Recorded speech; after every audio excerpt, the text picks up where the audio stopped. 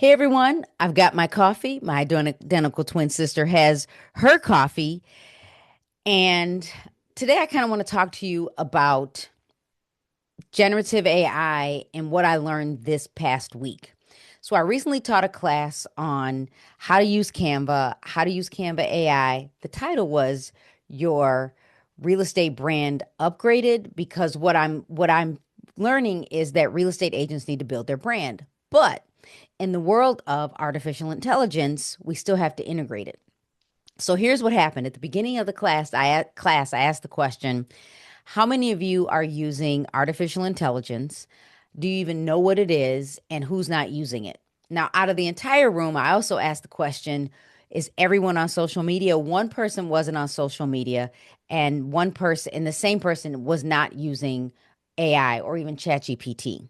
Now, when I asked that question, and I had about 30 people in class, maybe 10 in person, 20 online, there were enough people in the room where I had to go back to the basics of having the conversation around what is AI, what is generative AI, and even what is a prompt. So, Mina, are you seeing things in the world of AI where you've had to step back? Actually, similarly, I presented at the United Principals Conference, and I asked a similar question. My question was directed to superintendents and school leaders. The question was, how many of you are integrating AI into your schools? And interestingly, a lot of hands went up. But the first question actually asked how many teachers are using it. And then the question was how many students are using it. And this was a room of up to like 200 site leaders, and students weren't using it from their perspective. That doesn't mean students weren't using it because they could have been using it. But I was shocked.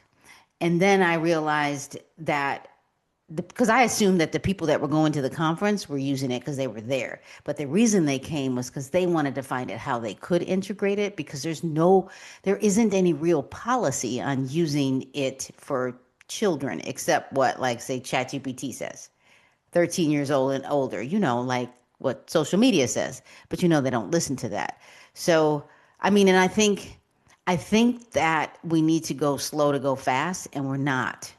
There's an assumption that more people are using generative AI, ChatGPT, or just AI, and they're not. They're just not.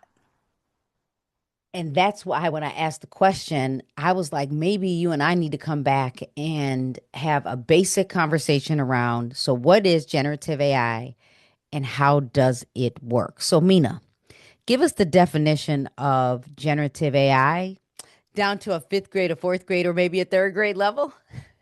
Um, okay.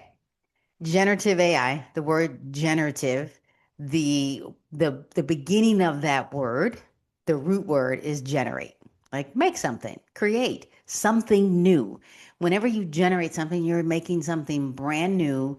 It's like when you make breakfast. If you're trying something new, you're generating it. AI, artificial intelligence. And it's generating using artificial intelligence to create something new. That is the easiest definition. And I don't, because usually we have something called, the phone. This is AI. I mean, we don't usually walk away from it without bringing it with us. And if we do, we're running around trying to figure out where it is. And by the way, it's probably right up here on your face because you probably realize you were on the phone when you're looking for your phone. But the simplest version is just to use generative AI to create something new and to develop something that may not have been created before ever. So, now I'll ask another question. And I'm going to ask it and then give my definition. So, what is, no, maybe I should let you do it because I might not have a good answer. So, You what might is no, you should AI? answer. You do it in your answer, and then I'll give you mine because different arenas, different perspective.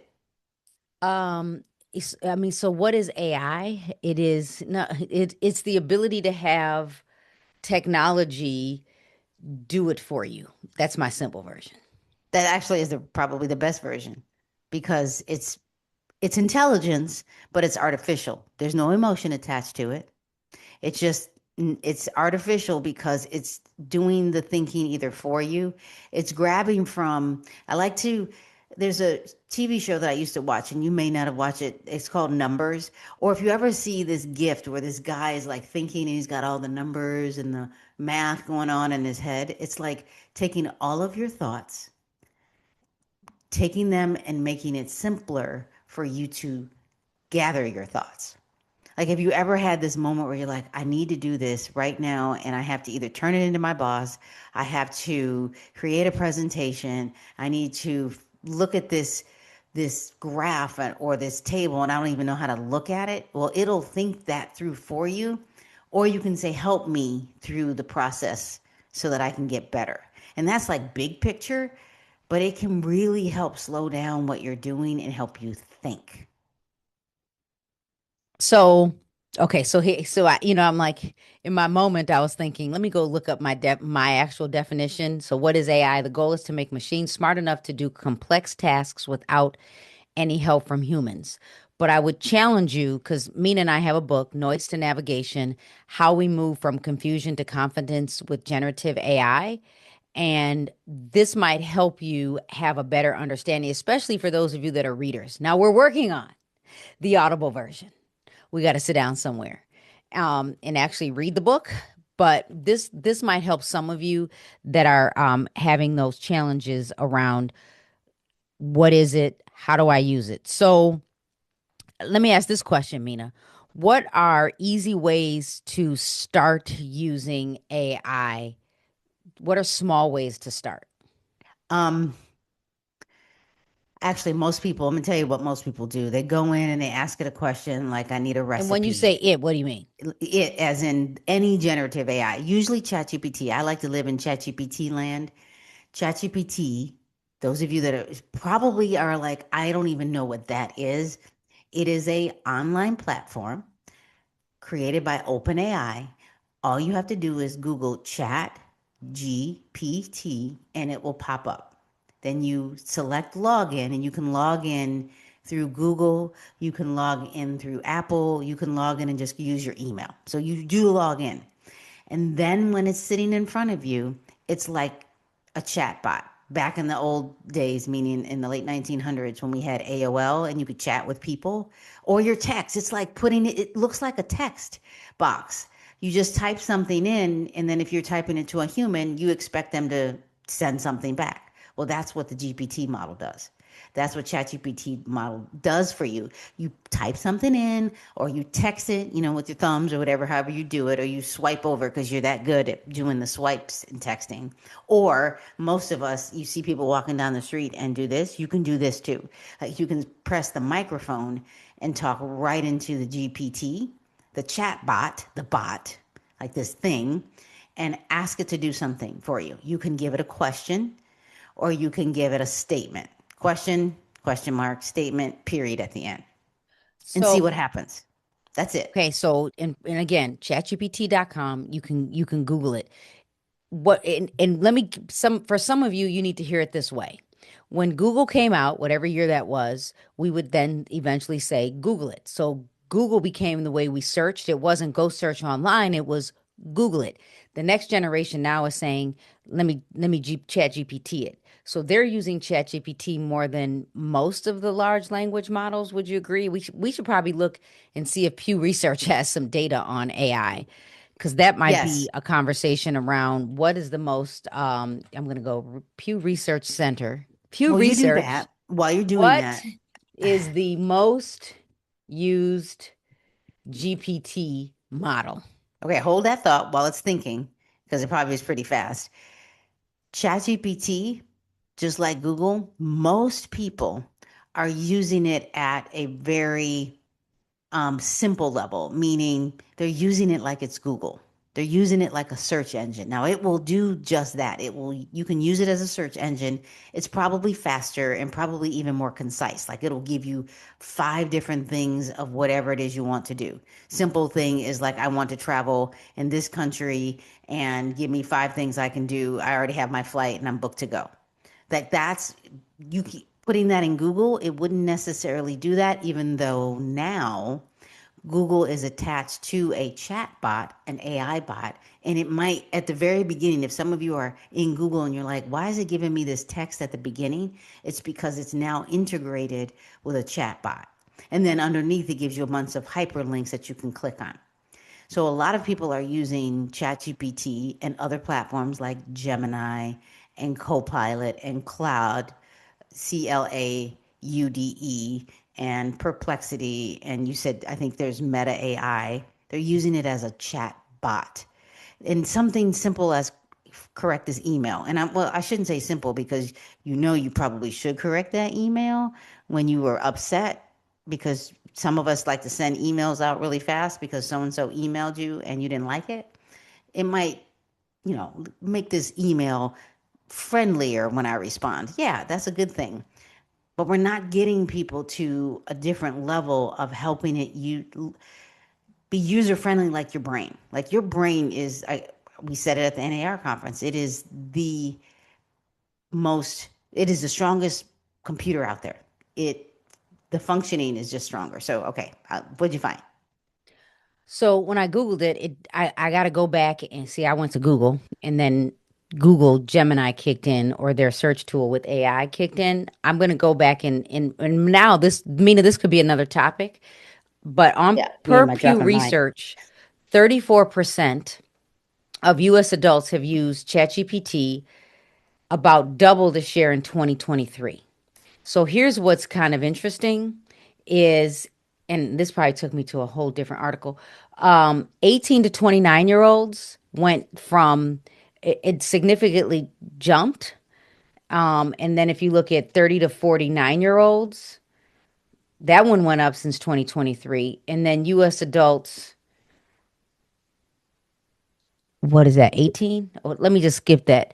Of all US adults, that went up. But if you look at, just go down to 50 to 64 or 65 and older, they're not using AI. Now, number one, they're probably outside walking or, taking a vacation, taking a break, and they're not using the tools as much as the Gen Xers or the millennials or the what is it, the Ys, the Zs, all of them, Well, because but if they're working, they're probably using it. right. So in my mind, I'm thinking this is significant for those of you that are in my space, because I come from the real estate space. Because if you are over the age of 50, you're not using it the same. So now this tells me why, when I taught my class this past week and I was talking about Canva AI. Now I understand, because most of the people in my class were over the age of 45 that were in person. And someone did say, we're not using it because they're concerned, or they might be a little more afraid of it. This says, if you, no matter what age group you are, you need to start considering using, in this case, it's ChatGPT, because you have the ability to be replaced. So I'll have to come back and look at Pew Research, and look at the generations, and maybe even see if I can figure out the large language models and which is the most used. But I can say, it says 34% of US adults have used ChatGPT, and that's doubled. But when I first searched for it, it says overall popularity, ChatGPT use among US adults roughly doubled. And then they give you the age and the demographics. Teen use for schoolwork, yeah, that's gone up. There was a guy on TikTok that said something that we have been talking about in education. So when Google came out, and the young just start to play. They don't feel like they're going to break anything. There was in an article, people aren't using ChatGPT because they don't want to do something wrong or they don't want to break it. Well, you're not going to break it, but there's an assumption. The same with Google. Well, I don't want to use it because I think I'm going to do something wrong and the internet knows me. Well, first of all, it knows you anyway because that's a whole nother day. But the students are using it without guidance. There are some school districts around the country that are already teaching at minimum 13-year-olds to high schoolers how to use it so that they're not getting left behind and they're using it to not do the work for them. You can say cheat, for example. But if they're using it to do the work for them, they're putting in a prompt. Instead of using the word prompt, I'm going to say they're putting in their homework assignment taking a picture of it and saying, do this homework. Instead of saying, this is my homework. I didn't quite understand what the teacher was telling me. How can you help me learn it? So that's the piece that's missing. And we can do that even in any arena instead of saying, do this for me. Now, I'm not saying that there aren't times where you want it to do it for you because it's not your life's work and you're not turning in an assignment. But that's the part that using, when we talk about just starting somewhere is you may need to get guidance. You may need to go to, like in Carrie's course, or like, how do I use it so I'm not letting it do all the thinking for me? Because if it's doing all the thinking for you, you're not learning anything. You want to learn with it. And it will get away from you because we know that even in education, when kids were turning in an assignment and they realized all the research was online, they didn't have to go to the library. They didn't have to go into the microfiche and click the thing or go into the card catalog and go find the research paper because now there was an assumption that everything on the internet was right. And So, it was Mina, before we end, what AI tools are out there that someone might decide to use without giving them all the details? Like, give them a quick summary of what each one could do, maybe. But what are the tools out there that someone might consider using? And it might be based on what they're already paying for. okay. So I'm gonna look at my screen because I have a list. You have um, ChatGPT. It's really good at conversation reasoning, and it's even better now at research. It'll do research for you, but you have to tell it what to do. Then you have Claude, which came after ChatGPT. And my understanding is it came after ChatGPT before these other ones. And it's really good at looking at long documents, like hundreds upon hundreds of pages. So if it's some document that you want to say, can you read this for me and give me the top 10 bullets? Claude is that one. Google Gemini came after ChatGPT as well, and it used to be called Bard, B-A-R-D, which sounded horrible, by the way, but they realized that that was an IT term that most IT people know, but no one in the world was like, I don't think so. So it's best for search and real-time information, and that is because it's connected to Google already. So Google did a good job with that. And then Microsoft Copilot is best for, wait for it, spreadsheets, PowerPoint, so like Excel, PowerPoint, and really integrating with your email. So even in my current school district, I have Copilot. There's an icon right in there, ready to go. So if I need to update an email or if I need to say create this email, it does it for me. Then you have Perplexity, which was also after ChatGPT, and it's really, really good at research and citations. Like if you're like, what is a citation? You remember that paper you wrote in high school, and they were like, you need to do citations, bibliography, that. And then Meta AI came after Gemini and Claude, and it's free and it's public accessible at scale. It is not as good as the other platforms. If it's something I want to play with because I don't want to get left behind, sure, go use Meta AI. But there's that. And then there's Canva that also has AI that's, this is a creative platform and it's also embedded into Canva. So, let me give you my takeaways before we end. My takeaways is that now you got me really thinking about Claude because my ideas of using it would be is I write a lot in Evernote and then I have Yeah. merged it, and I'm thinking I could have it kind of summarize maybe my coffee with Carrie.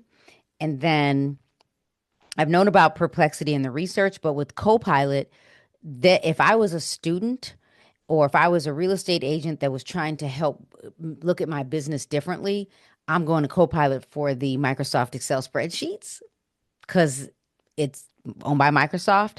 But I do want to throw in Meta AI, although we're probably going to go to ChatGPT more. For those of you that have the Meta glasses, I have the Meta glasses. I would think about using those for having, you can have live conversations with Meta AI when you're out and about. If you need translation, it could because it has multiple languages already integrated. So, I did want to mention one thing that I feel like people should know that Gemini is really good with the Google platform, like Docs and Sheets. and presentations. Like, so just like Copilot with the other. And I think people also should know that Canva, if they're really good at, like, they like to use ChatGPT, Canva is the one that's partnered with ChatGPT and Dolly. Dolly, DALL-E, the creative picture part. That's how they get the pictures, just like ChatGPT. So Canva, ChatGPT, best friends. So and so since you gave the fun factor, what else could you say would be the fun factor of maybe a Canva or ChatGPT? Think animation. Well, the fun factor is it will create, you can upload a picture and it'll reanimate it for you. Or you can, when you did your presentation, you can upload your presentation and say, I need a thumbnail for I need an intro picture based on whatever it is. Or you wrote a paper or you have a blog. Okay, that's what I do for my blogs. Like, this is my blog. I wrote my blog. I upload my blog or take a screenshot of my blog and say, I need a picture that would go along with this blog. And I need it to be in what you call uh, like a rectangle. That's probably the best way to look at it, like a header. Like, that's, and it will do it for you. But if you don't, it tends to do it in a square.